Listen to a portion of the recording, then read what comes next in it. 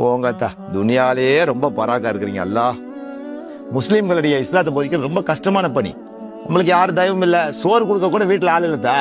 நான் யாராவது வந்து இருங்க, இந்த மாதிரி இந்துக்கள் இவன்லாம் ஆபீசருங்க, அவனுக்கு தான் ஆக்கி கொண்டு வர்றானுங்க. 14 கிலோமீட்டர் வருத்தானுங்க சோறு. ஏன் அவன் இவங்கெல்லாம் இந்துக்கள் வெட்டி போடுவான் ஓங்கி கோழிய, இவன்ட்டெல்லாம் கறி சாப்பிட முடியாது, காய்கறி சோறு தான். இப்படி முஸ்லீம் ஊருக்கு வந்தாதான் ஏதாவது கொடுப்பீங்க, அப்ப தின்னாதான். அப்படி வசதி இல்லாமலா இந்திய முஸ்லீம்களே நான் ஒருத்தன் தான் வசதியான. எனக்கு வந்து வாய்ப்பு இல்ல, நேரம் இல்லத்தா, அப்படி உழைக்கிறேன். ஆனா 24 மணி நேரமும் குடும்பத்துல இருக்கிற நீங்க வந்து என்னத்தா இப்படி இருக்கிறீங்க?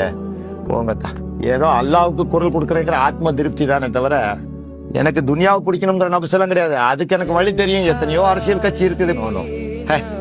என்னால வீர வாழ்க்கைனா வீர மரணம் தான் எனக்கு பிடிக்கும். மார்க்கத்துக்கு எவன் சேவை செஞ்சாலும் முதல்ல நான் குரல் கொடுத்துறேன். ஆனா நான் உள்ளவனா எவனும் குரல் கொடுக்கறது இல்ல. நல்லா இருங்க, எல்லாம் துனியாவை கட்டிட்டு நாளுங்க. எவ்வளவு கஷ்டம், ஒரு கேஸ் நடத்தி பாருங்க தெரியும். இதுல எனக்கு என்ன தெரியுமா தான், முஸ்லீம் பத்திரிக்கை ஆதரவு இல்ல, முஸ்லீம்களிடையே ஆதரவு இல்ல. பாருங்க, இவ்வளவு வழக்குகள் நான் ஜெயிச்சிருக்கேன்ல. ஏதாவது ஒரு முஸ்லீம் பத்திரிகையில பாத்தீங்களா? இல்ல. ஏன்? அவங்களுக்கு பயம், என் பேரை போட்டா புடிச்சிட்டு போயிடுவான்.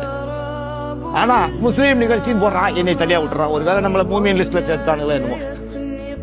சமுதாய தோழர்கள் ஆதரவு இல்லத்தா, சமூகத்துல ஆதரவு இல்ல, இந்திய அரசாங்கத்துல ஆதரவு இல்ல. நான் அதை பத்தி கவலைப்படுறது இல்ல. ஏன்னா இவன் கொடுக்குற சர்டிபிகேட்ல வாழல, ஏதோ பயந்துகிட்டு இருக்கீங்க. நல்லா இருங்க, போங்க. என்னமோ அவங்க பொழப்ப அவங்க பாக்குறாங்க. ஆனா எல்லா சமுதாயத்துக்கு தலைவன் மாத்திரம் முத்திர குத்திக்கிறானுங்க.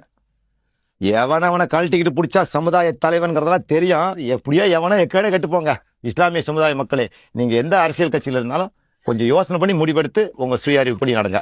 தீன்னு சொல்லும்போது எல்லாம் ஒண்ணு சேர்ந்துங்க பிளீஸ். உங்க ஜமாத்து கிமாத்து அதெல்லாம் அப்புறம் வச்சு ஐக்கிய மஜ்லிஸ் சபை அவ்வளவுதான் நிறுத்திக்கங்க. வேற எதுவும் பண்ணாதீங்க. ஒத்துமையா வாழணும் தான்.